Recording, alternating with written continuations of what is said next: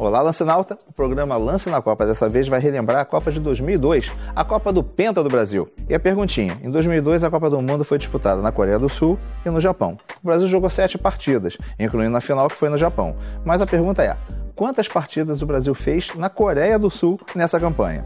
1, 2, 3 ou 4 partidas?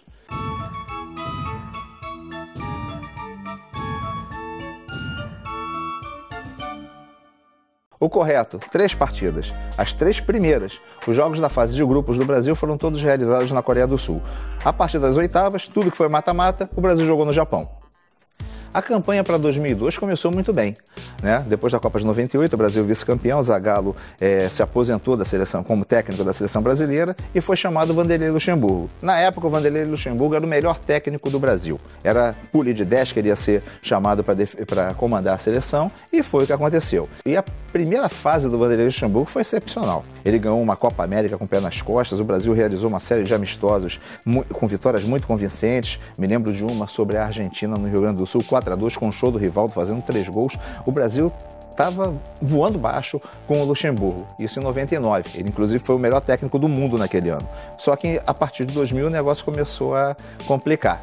O Brasil não mandou muito bem nas primeiras partidas das eliminatórias e o Luxemburgo acabou se queimando por não ganhar a medalha olímpica, o ouro olímpico que todo mundo imaginava. O Brasil foi eliminado por Camarões. Essa sequência de maus resultados e mais o jeitão meio extravagante do Luxemburgo acabou fazendo com que ele saísse da seleção e entrasse o Leão.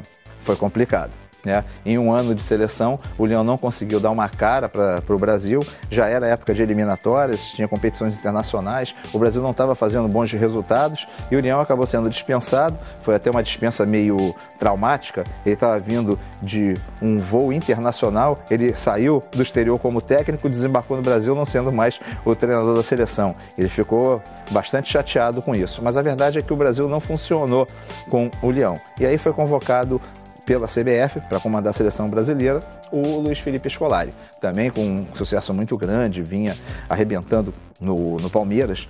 Então o que aconteceu é que naquele momento, todo o foco do Luiz Felipe Scolari já era essa ideia de vamos fazer uma seleção mais família e tudo mais, e vamos tentar a classificação. A estreia dele não foi boa, o Brasil perdeu para o Uruguai em Montevidéu por 1-0 e se complicou de vez nas eliminatórias. Só que o Brasil foi se ajustando e conseguiu a sua classificação na última rodada, ganhando da Venezuela em casa, era uma vitória esperada, foi para a Copa do Mundo. E aí aconteceu uma coisa.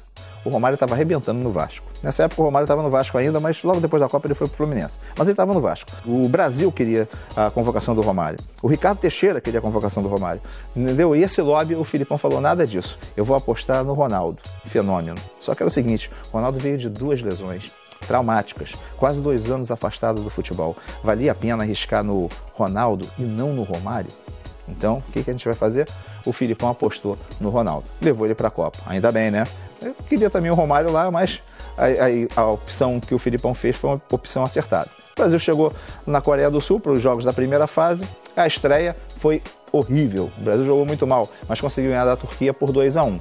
Graças a um pênalti que não existiu, que o juiz marcou no Luizão, que o Rivaldo foi lá, cobrou e marcou. Brasil 2-1 na equipe da Turquia. Assim, Ronaldo fez o outro gol. Aí depois o Brasil estava num grupo muito fácil, né? O Brasil pegou a China, ganhou de 4-0 e pegou a Costa Rica com um time quase reserva, porque já estava classificado em primeiro, 5-2 e, pô, vamos para as oitavas de final.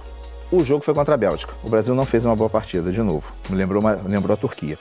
Não estava funcionando de jeito nenhum a seleção brasileira. E a Bélgica fez um gol lícito, que o juiz anulou, quando o jogo estava 0-0 ainda. Mas aí, lá para metade do segundo tempo, o Rivaldo arranjou um jeito e fez Brasil 1-0. Ronaldo ampliou 2-0, o Brasil se classificou, passou para as quartas de final.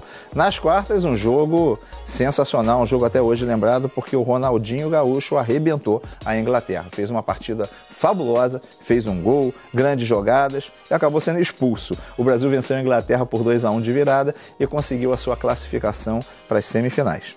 Veio a semifinal, de novo contra a Turquia. O Brasil fez uma boa partida, diferentemente do que aconteceu na estreia, mas o gol custou a sair. Saiu no início do segundo tempo no biquinho do Ronaldo. Foi o que bastou. Brasil 1-0 na Turquia e passagem garantida para a final que seria contra a Alemanha. Esse jogo contra a Alemanha era muito esperado.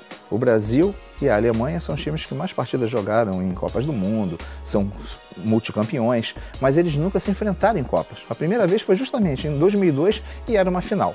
Na véspera foi eleito o craque da Copa. E o craque da Copa foi o goleiro Oliver Kahn. Né? A FIFA tem essa curiosidade, sempre acontece isso, tá, pessoal? A eleição do craque da Copa, ela é feita através dos jornalistas na véspera da partida da final.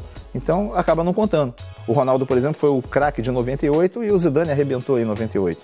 E em 2006, o Zidane foi o craque da Copa, mas a Itália que acabou ganhando. Isso é muito comum de acontecer, aconteceu em 2002. Ronaldo em segundo lugar e o Kahn em primeiro. Então, o Ronaldo devia estar meio chateado com isso lá.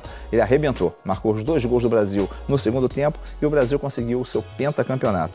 Com o Ronaldo fazendo gol em quase todas as partidas, exceto uma, e se tornando ali o artilheiro da Copa.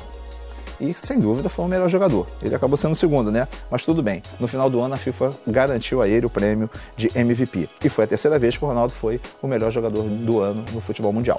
Um detalhe. Além desses prêmios todos, o Ronaldo ganhou o prêmio Loho, que é o prêmio dado ao atleta de melhor recuperação naquele ano. E a recuperação realmente foi fantástica. Depois de arrebentar o joelho, praticamente ser dado como inutilizado para o futebol, e o Ronaldo carregar junto com o Rivaldo o Brasil nas costas para ser campeão na Copa de 2002, foi bastante importante. Claro que teve outros jogadores muito importantes, como o goleiro Marcos em 3 partidas, o próprio Ronaldinho Gaúcho contra a Inglaterra, mas a verdade é que o Rivaldo arrebentou e o Ronaldo também. A seleção de 2002 é essa, pessoal. Marcos, goleiro do Palmeiras, Lúcio, zagueiro do Leverkusen, Edmilson, zagueiro do Lyon, Roque Júnior, zagueiro do Milan. É isso mesmo, o Brasil jogava no 3-5-2. Cafu, lateral direito da Roma, Gilberto Silva, volante do Atlético Mineiro, Kleberson, meia do Atlético Paranaense, Ronaldinho, meia atacante do PSG na época, e Roberto Carlos, lateral esquerdo do Real Madrid. Rivaldo, que ainda era do Barcelona, depois iria para o Milan, e Ronaldo, que era da Inter de Milão e logo depois foi para o Real Madrid. Então é isso, turma. Curta, compartilhe, comente esse vídeo e acompanhe sempre os programas Lança na Copa.